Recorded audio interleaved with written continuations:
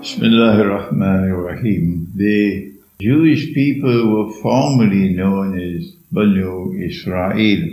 And at that time when they were known as Banu Israel, Allah gave a promise to them. This promise was delivered to them after the holy state of Israel had been established by Nabi Dawood and Nabi Sulaiman alayhim salam.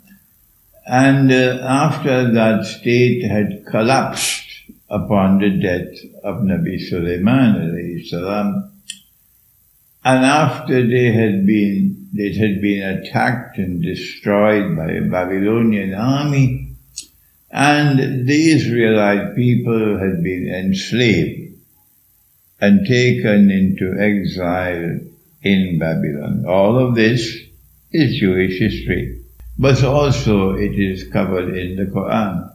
It was at that time when they were in Babylon that Allah subhanahu wa ta'ala delivered a promise to them through His prophets, that He was going to send someone who would be known as the Messiah, and that he would be their prophet, and that he would restore the golden age when the holy state of Israel was established in the Holy Land, and it had become the ruling state in the world, and the Israelite people will once again rule the world. This was the promise which was delivered to them about the advent of the Messiah. And we know that Allah allowed him to return to the Holy Land after some time in exile in Babylon. And we know that the temple was rebuilt, but the Holy Land remained under Roman rule. And we know that Allah did send the Messiah to them, but He tested them. Some of them passed the test, and they accepted Nabi Isa alayhi salam, Jesus, the son of the Virgin Mary, as the Messiah. But others failed the test because they said, وَنَعُوذُ بِاللَّهِ مِنْ هَذَا, he's a bastard, because his mother was not married.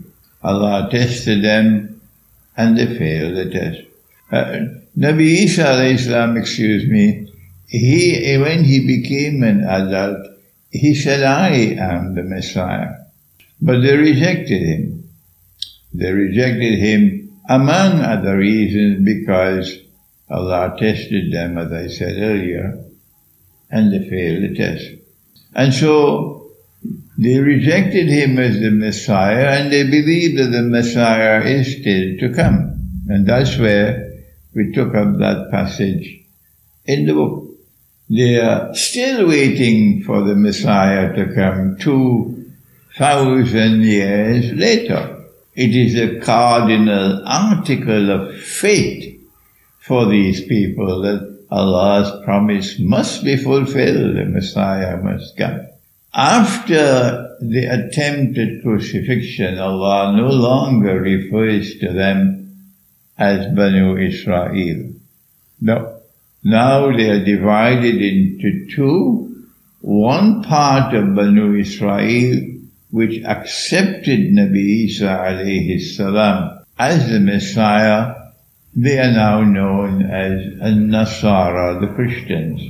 And I have explained elsewhere why Allah used the term Nasara for them and what's the meaning of Nasara. And the other part which rejected him as the Messiah was now known as Al-Yahud. Al-Yahud. And the English translation will be Jews. And these two combined, who are all formerly Banu Israel, are now called Ahlul Kitab. So they are waiting for the Messiah to come. And 2,000 years have passed and they're still waiting. But the Quran affirms that the Messiah came. and the Messiah left. And there is ample evidence from the Quran that the Messiah will return. But they don't accept that he was the Messiah. There are only two people on the face of the earth who accept Nabi Isa alayhi salam as the Messiah. Only two. There are those Israelites who followed him and accepted him as Messiah, and are today known as Nasara or Christians. And there is the Ummah of Muhammad, Allah's blessing be upon him, who because of the Quran, they also accept him as the Messiah. Both the Quran and the Christian community, both of them have this belief that before the Messiah returns, Allah is going to send someone whom Allah has created. And he is an evil being. Can Allah create an evil being? The Quran says, بَعَيَوْذُ بِاللَّهِ مِنَ الشَّيْطَانِ الرَّجِيمِ قُلْ أَعُوذُ بِرَبِّ الْفَلَقِ مِنْ شَرِّ مَا خَلَقَ. Yes, the Quran has affirmed that Allah can create evil, and if He can create evil, then He can create an evil being. And that evil being, our Prophet has described him as Al-Masih al-Dajjal. Dajjal, the evil being who has a PhD in deception and who wants to impersonate the Messiah. So he is the great pretender, the great impersonator. And he will be sent into the world. And he will make his appearance as a human being eventually, just before the true Messiah is to come. And when the true Messiah comes, he's going to kill this false Messiah. And now what we have is a process known as logical deduction. It is a part of the process of thinking that we should be able to deduce matters logically. That is part of the process of thinking, logical deduction. And Allah Ta'ala has affirmed again and again in the Quran that He sent the Quran لِقَوْمِ يَتَفَكَّرُونَ. He sent the Quran to people who think. And He condemns those who don't think. إِنَّ الشَّرَّ الدَّوَّابِ عِنْدَ اللَّهِ الصُّمُّ الْبُكْمُ الَّذِينَ لَا يَعْقِلُونَ. That the worst creatures with Allah are the deaf and the dumb who don't think. So we have the right to think. And we have the right to engage in logical deduction. But when we do so, the sheep and the cattle who refuse to think, show me the hadith, show me the hadith, show me the hadith, we don't have time to waste with them. So if the Messiah is to come, and He is to restore the holy state of Israel in the Holy Land, and rule from that holy state of Israel, the Jews believe that one of the first things He will have to do, because the Holy Land is under Muslim rule for more than 1,000 years. One of the first things He will have to do is to liberate the Holy Land for the Jews. Has this happened as yet? Unless you're eating your couscous and going home and sleep, of course everybody would know that the modern Western world, Western civilization, led by Britain, did achieve that. They first of all launched something known as the Crusades. And then after several crusades, it was a British general who led a British army with many Muslims fighting faithfully behind him in that army, to their eternal shame and disgrace. And they defeated the Ottoman Empire, and that General Allenby, when he entered Jerusalem, he said that today the Crusades have ended. And so the Western world, led by Britain, did succeed in liberating the Holy Land from Muslim rule. Number two, not only must the Holy Land be liberated, but since Allah had expelled the Jews and banned them from returning, the Jews must first be brought back to the Holy Land. And in the Quran we know that it is Gog and Magog who will take a people back to a town which Allah destroyed. And we have identified that as Jerusalem. So when the Western world liberated the Holy Land in 1917, they then spent the period from 1917 to 1948 of 30 years, and they brought Jews back to the Holy Land. But the Jews who were brought back to the Holy Land were not Banu Israel. They had no genetic links at all with the Israelite people. These were European peoples who had converted to Judaism. So European Jews, not Banu Israel. But since the Quran no longer uses the term Banu Israel, the implication is that you can be a Jew and not be an Israelite. You can be a Christian and not be an Israelite. That is why the Quran no longer uses the term Banu Israel. So the Jews are brought back to the Holy Land and they reclaim it as their own. But that's not enough. They have to restore a holy state of Israel in the Holy Land. And in 1948, that's what they did. And a state of Israel was established. And it was a secular state, but they said this is Holy Israel. But not only that, they need to establish Holy Israel and make it a ruling state in the world. And we have mentioned in the Quran, in Surah Al-Mursalat, the shadowy three parts.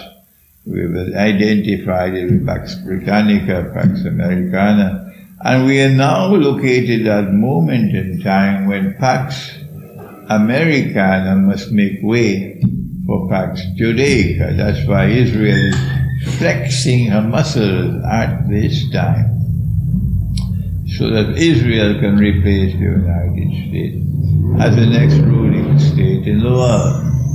And when Israel claims to be the next ruling state in the world, which is after the Great War, it is only at that time that the shadow will disappear, and we have interpreted the shadow to be Dajjal, the false Messiah.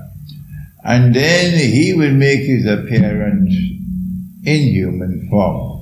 And from Jerusalem, he will declare, Ana al-Masih.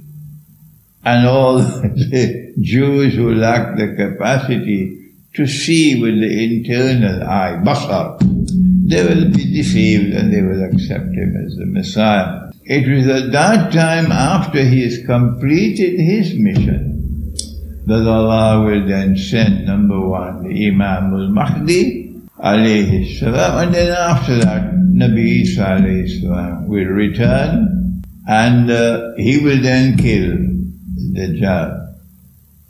And after he kills Dajjal, then Gog and Magog will be destroyed by Allah himself in Jerusalem.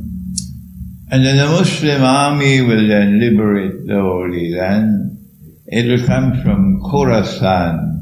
Our prophets say when that army marches from Khorasan, no one will be able to stop it. After the Muslim army liberates Jerusalem, the Holy Land, the Jews will be fleeing. Today they are arrogant, ruling and oppressing the Muslims, fighting them, starving them to death. denying them food, denying them water, denying them the capacity to even live in their land, destroying the land where they're living in Gaza. It is awesome oppression. But at that time, when the Muslim army is liberating the Holy Land, Allah's Messenger said they'll be hiding behind rocks and stones, and the rocks and stones will speak and say, "Oh Muslim, there's a Jew hiding behind me. Come and kill him." Not all Jews. Not a Jew who is denouncing Israeli oppression, as there are Jews in the world. We're talking about the Jews who are oppressors.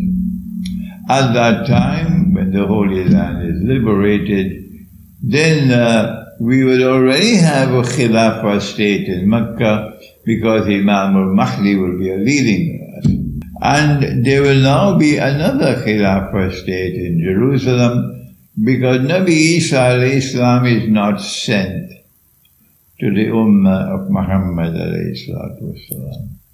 Be careful, be careful, be careful to remove this brainwashing which has taken grip of the Muslim mind. It is Allah who decides, not you. And Allah has decided that Nabi Isa alayhi salam was to be sent to one people.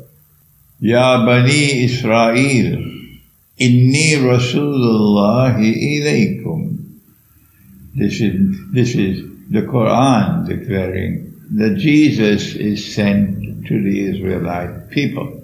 Jesus, Nabi Isa, is not sent to all of mankind. He's not sent to the Ummah of Muhammad alayhi salatu. So if he is to rule the world from Jerusalem, and our Prophet confirmed it, he said that when he returns, he would be Hakimul Adil, Hakim from Hukuma, a ruler, and he would rule with justice. So that state over which he rules has to be the ruling state in the world. And he would be the head of state of that ruling state in the world. And that cannot be the Khilafah state in Mecca. So there are going to be two Khilafah states. One in Mecca, which is led by Imam al-Mahdi, and another one which is the ruling state in the world. That one will be in Jerusalem, which is led by Nabi Isa alayhi salam. And that is how history will end.